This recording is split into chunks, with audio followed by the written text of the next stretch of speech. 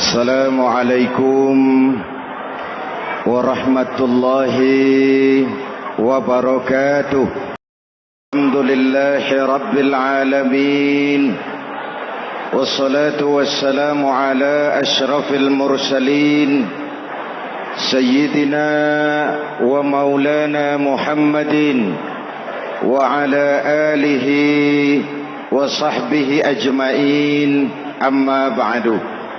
Para ulama yang saya muliakan, hadirin hadirat ma'asyiral muslimin yang saya cintai, banyak kita alami perubahan-perubahan yang terjadi,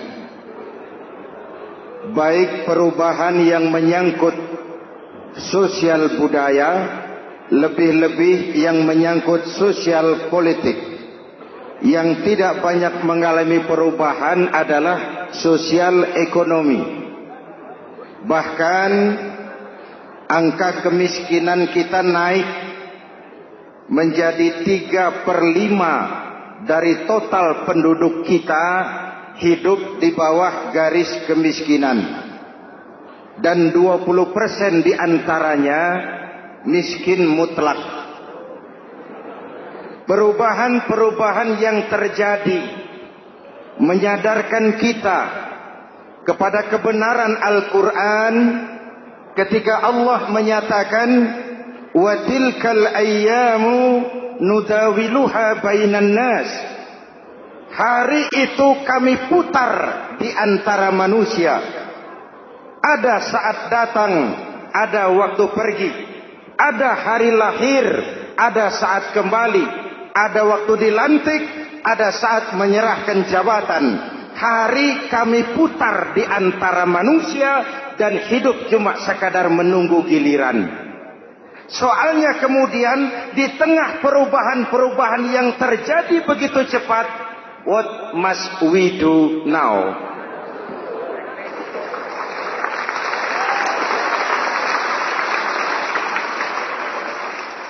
Saya juga nggak ngerti itu. Yang penting kan penampilan. Saudara-saudara kaum muslimin di seluruh tanah air, jadi pemimpin adalah pelayan bagi orang yang dipimpinnya. Okelah, perbaikan ekonomi, pembukaan lapangan kerja baru kita serahkan kepada pemerintah, karena kita percaya mereka orang-orang terpilih belaka yang dipilih dengan kepercayaan akan mampu membawa rakyat keluar dari kesulitan. Amin. Tugas kita sekarang di zaman susah meluruskan akidah. Jangan sampai mbah dukun yang naik ke permukaan. Betul?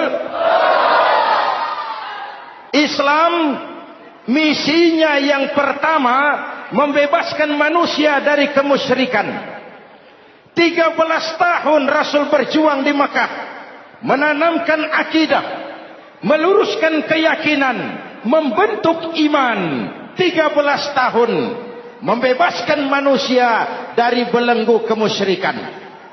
13 tahun menanamkan la ilaha illallah Muhammadur Rasul dengan seluruh konsekuensinya. Kalau saya yakin tidak ada Tuhan selain Allah, saya tidak akan meminta tolong kecuali hanya kepada Allah. Saya tidak akan pernah takut kecuali hanya kepada Allah. Saya tidak akan menggantungkan hidup kecuali hanya kepada Allah. Saya tidak akan minta rizki kecuali hanya kepada Allah. Saya tidak akan melarikan persoalan kecuali hanya kepada Allah. Kalau konsekuen dengan keyakinan ini, mbah dukun nggak dapat tempat.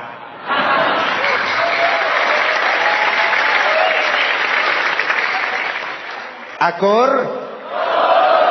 Ayo lihat secara sederhana. Saya sandaran di tiang. Tiangnya ambruk, sayanya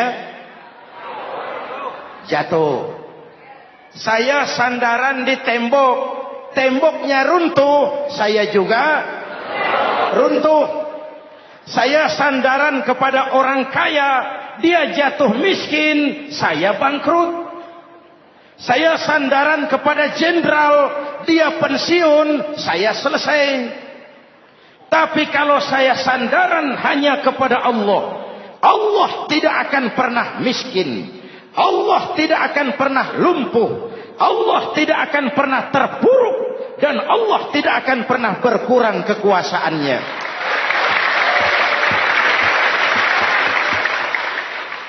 Maka umat Islam, sesulit apapun zaman yang kita hadapi, Allah juga tempat kita bersandar. Jelas? Selama ini kita iman dalam ucapan, tapi sekuler dalam perbuatan.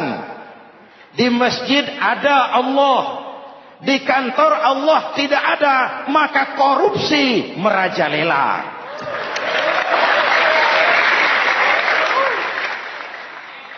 Di masjid ada Allah, di pasar Allah tidak ada, maka timbangan tetap curang.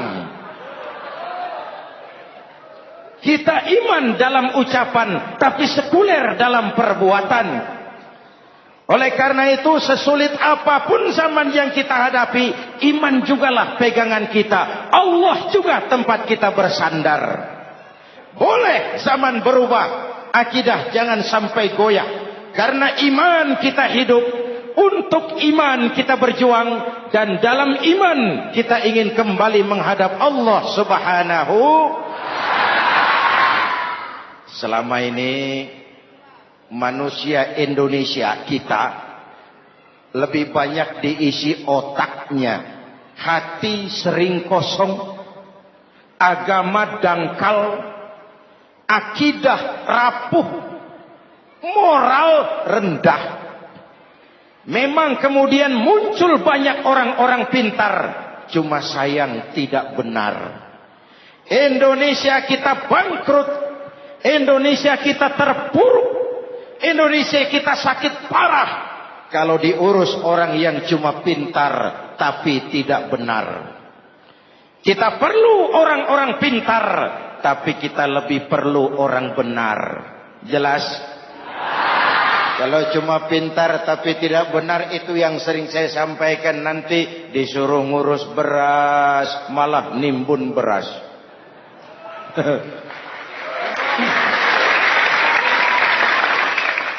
Disuruh ngurus laut malah jadi bajak laut. Disuruh ngurus hutan rame-rame jadi orang hutan. Jutaan hektar hutan Indonesia kita ini merupakan kekayaan sumber daya alam kita yang harus digunakan bagi sebesar-besar kemaslahatan rakyat. Yang disuruh ngurus hukum malah bikin hukum seperti pisau, tajam ke bawah, tumpul ke atas. Jangan heran lalu di masyarakat muncul street justice, pengadilan jalanan, sebagai refleksi dari ketidakpuasan melihat sikap hukum yang sangat berpihak. Kalau yang kecil salah, hukum cepat-cepat ditegakkan.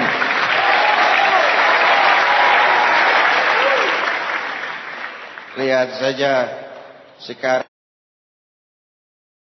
sekarang ini kalau orang terkenal, banyak uang, punya masalah, antri yang bela. Betul? Tapi saudara lihat si Marsinah di Jawa Timur, si Sengkon dan Karta di Jawa Barat, si Udin Bernas wartawan Jogja, terseok-seok mencari keadilan, sampai hari ini urusannya masih remeng-remeng. Kenapa bisa begitu? Jawabannya sederhana, tidak ada fulus. Ada fulus mulus, tidak ada fulus manfus. Betul?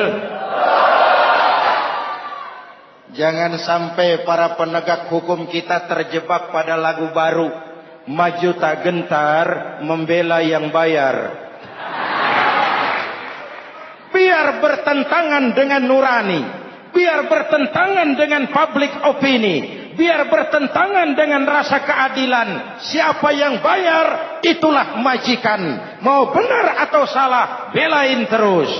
Kalau seperti inilah hukum kita, mafioso keadilan akan tetap gentayangan.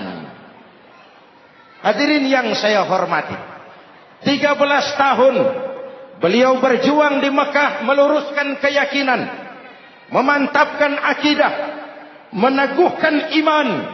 Dari situ segalanya dimulai, dan ke situ segalanya akan menuju. Intan paling mahal, mutiara paling berharga, tidak lain adalah nilai-nilai keimanan.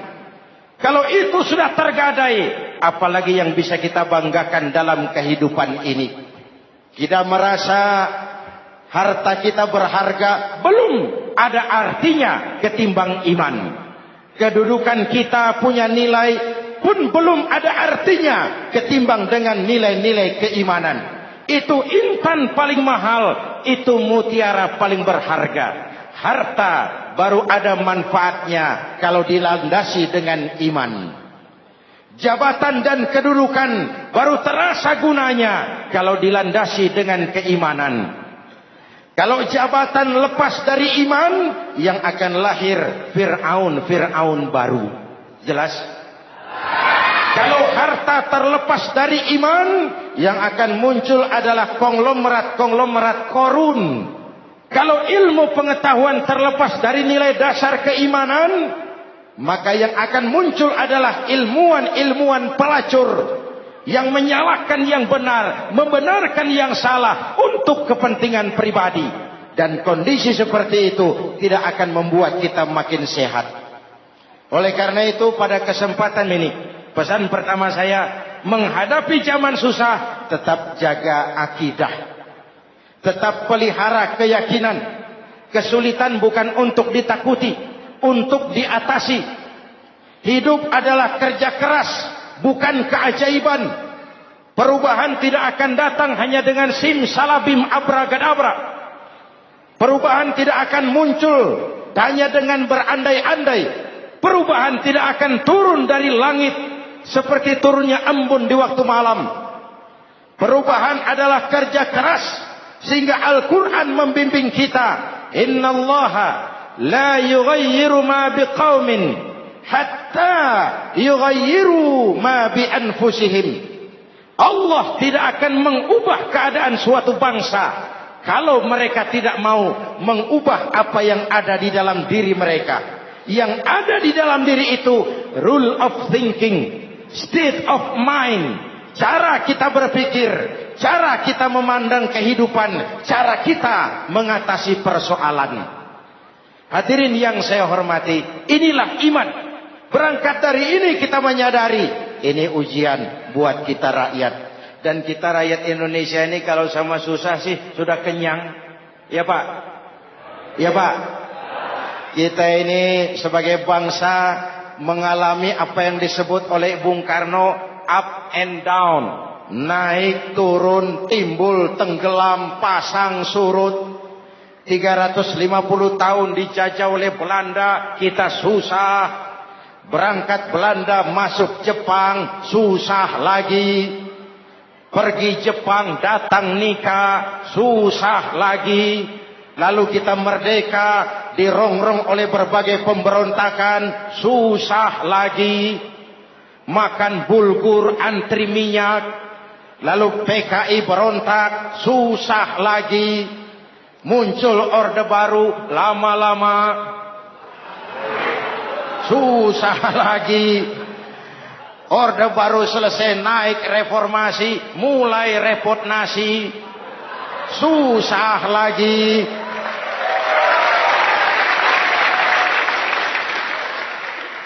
Kalau susah kita ini sudah akrab, sudah intim.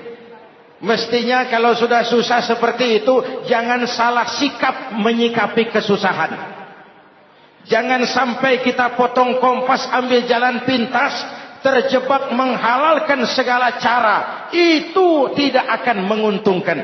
Itu tidak akan menyelesaikan. Kalaupun selesai nampaknya penyelesaian sesaat. Dan penyelesaian sesaat bukan penyelesaian yang sebenarnya. Karena itu tetaplah dalam koridor keimanan.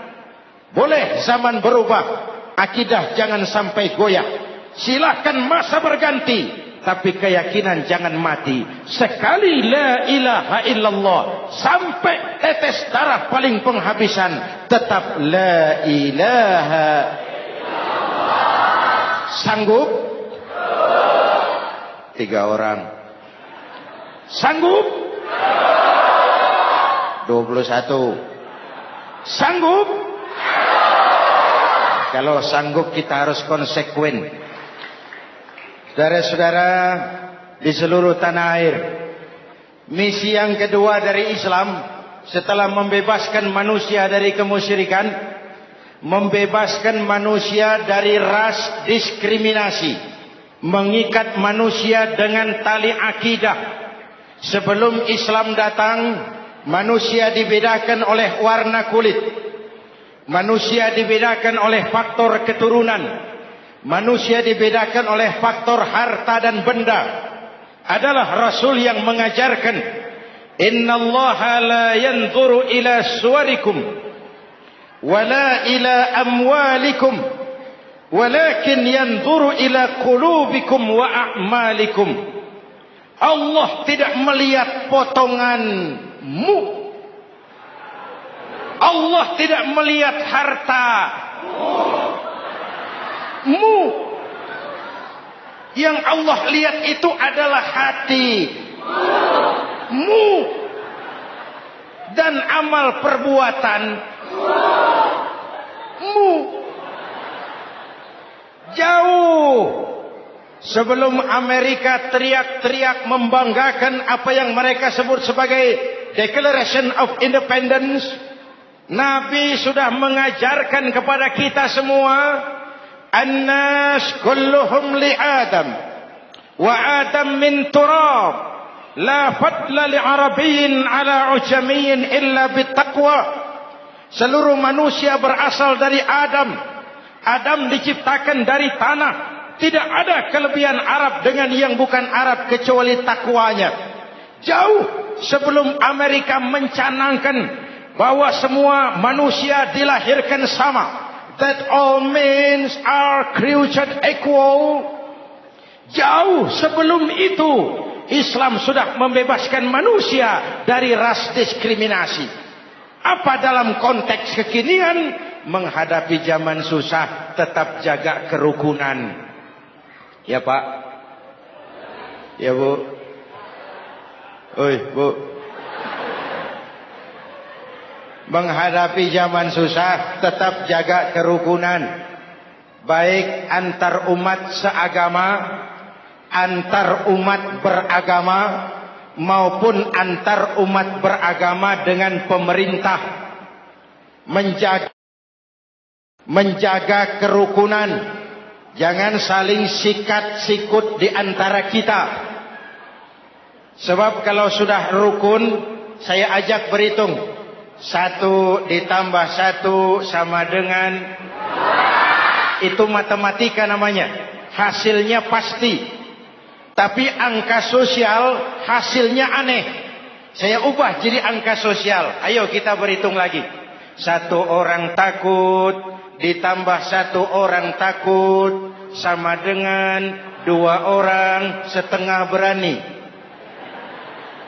Kenapa setengah berani? Karena sudah berdua. Tadi kan takut sendiri. Kalau sama-sama takut berkumpul jadi setengah berani. Kalau ditambah 1 orang takut lagi, 1 orang takut ditambah 1 orang takut ditambah 1 orang takut sama dengan 3 orang berani. Kenapa jadi berani? Karena sudah bertiga. Kita yang lemah, kita yang marginal, kita yang dikucilkan, bahkan kita yang dilecehkan. Kalau mau rukun, kita akan kuat dan tidak bakal dipermainkan orang.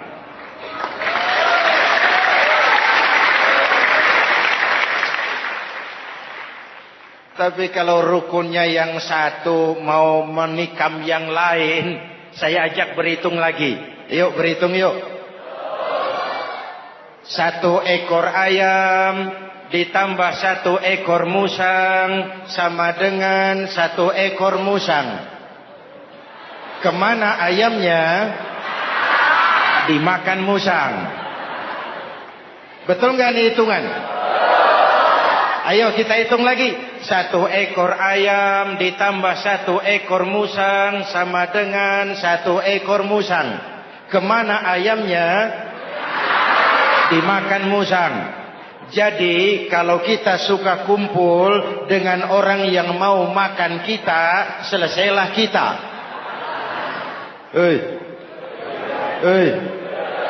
Maka kalau merasa kita ini ayam, yuk kumpul sama-sama ayam, pulang ke kandang ayam.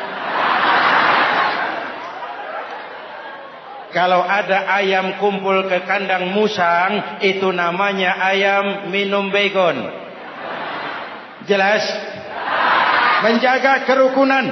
Pertama, antar umat seagama, sesama muslim harus saling menjaga, harus saling memelihara. Baik dia muslim yang jadi Kapolri, baik dia muslim yang jadi kasat, baik dia muslim yang jadi pengusaha, baik dia muslim yang jadi petani, nelayan, guru, semua komit menjaga semangat kebersamaan, rukun antar umat seagama. Jelas? Jelas? Hadirin yang saya hormati, atas dasar itu saya ingatkan kembali, kita semua ingin persoalan terorisme dilepaskan kaitannya dari agama manapun.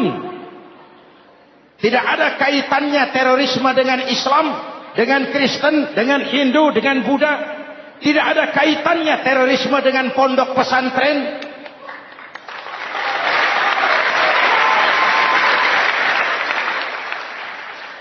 Jangan sampai pesantren jadi kambing hitam.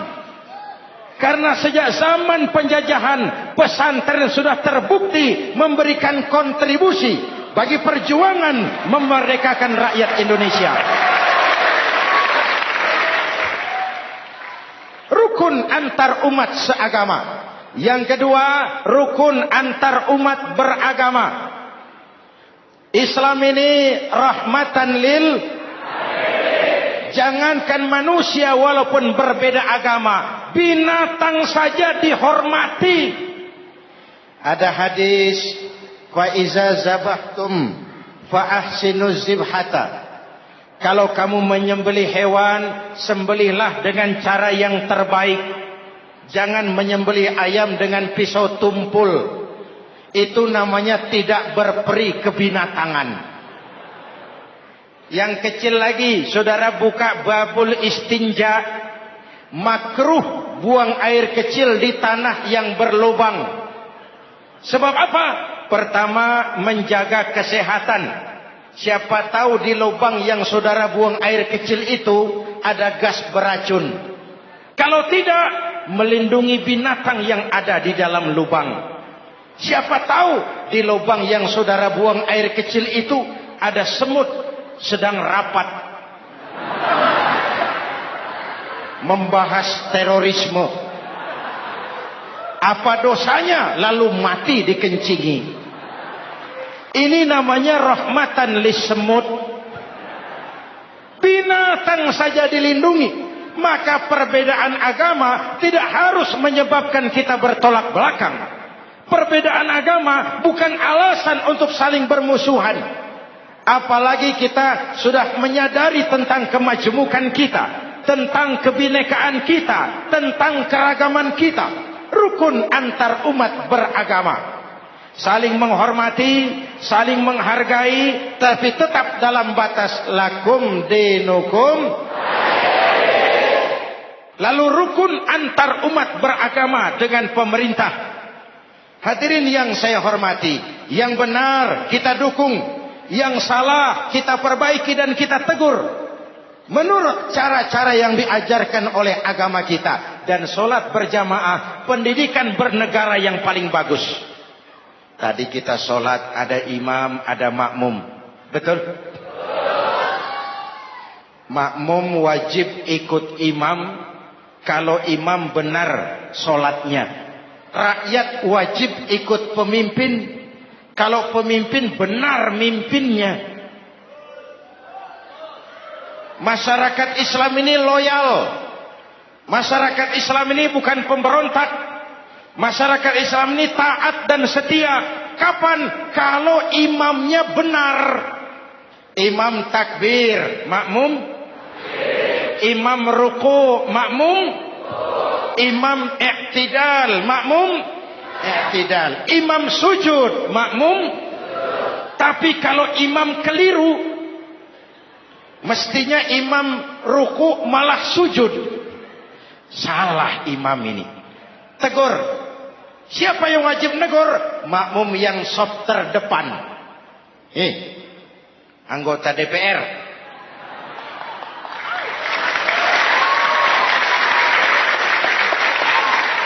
Ini wakil-wakil makmum ini.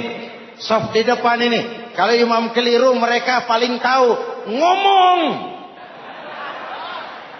Tegur. Bagaimana negurnya? Ada aturan main. Mestinya ruku, imam sujud. Salah ini imam. Subhanallah. Kan begitu negurnya. Betul? Tidak boleh juga imam keliru, makmum emosi. Main pegang. Weh, makmum salah. Hoi, hoi. Kacau solat. Betul? Anggota dewan ini, soft di depan. Itu kalau imam keliru. Satu saat imam buang angin. Namanya manusia bisa buang angin toh.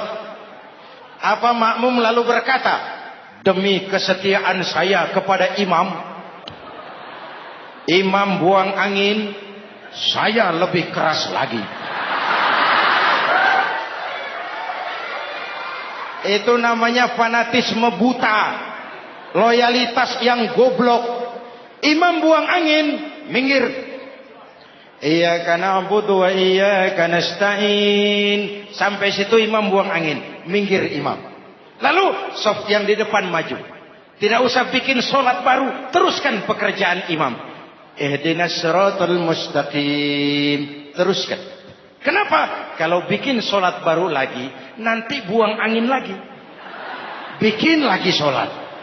Kapan selesainya solat? Kapan selesainya membangun negara ini? Yang penting imam tahu diri, buang angin, minggir.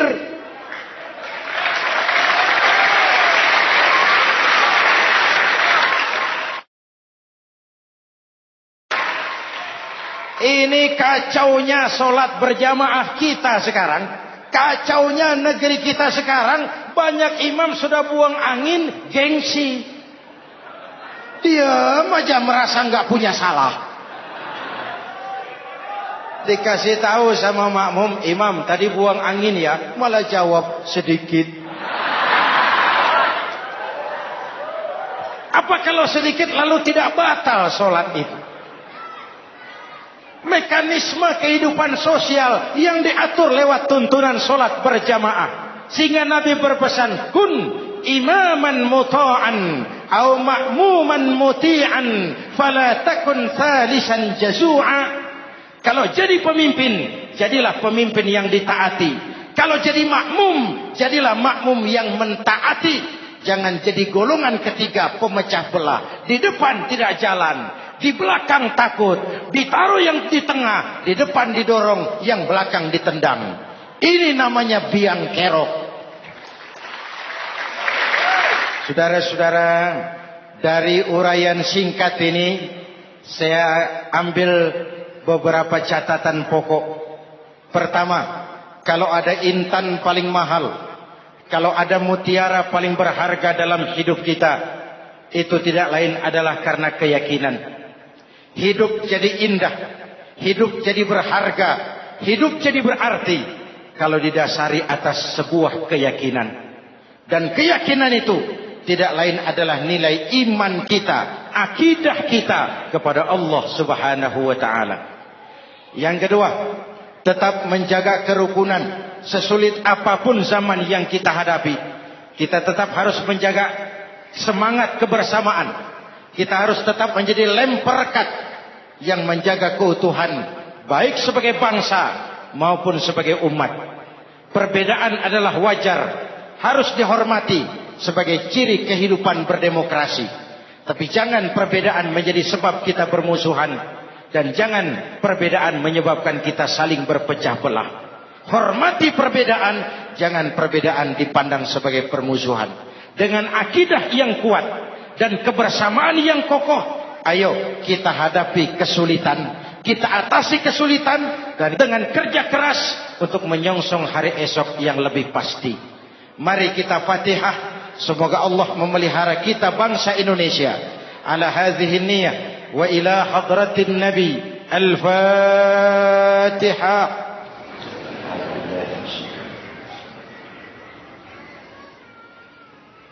إياك نعبد وإياك نستعين إن الصراط المستقيم صراط الذين أنعمت عليهم. بسم الله الرحمن الرحيم. آمين.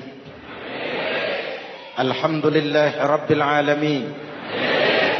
اللهم صل وسلم وبارك على سيدنا محمد وعلى آله وصحبه أجمعين.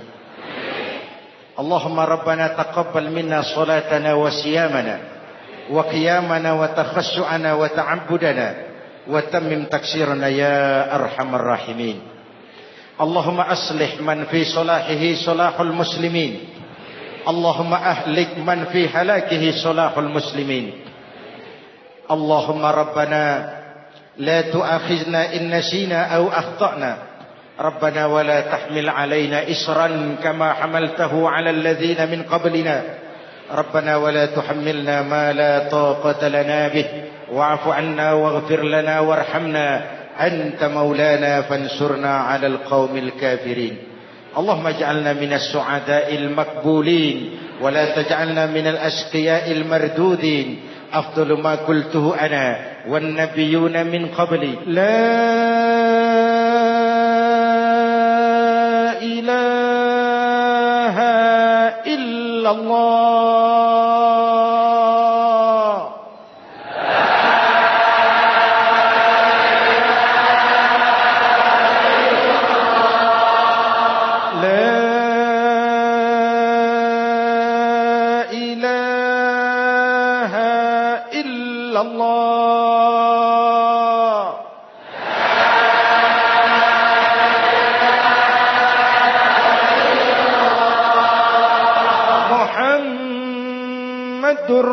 رسول الله.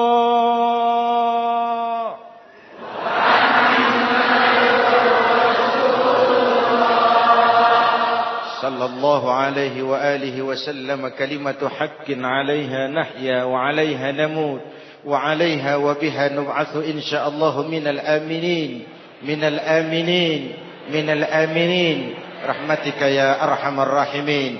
صلى الله على سيدنا محمد وعلى آله وصحبه أجمعين.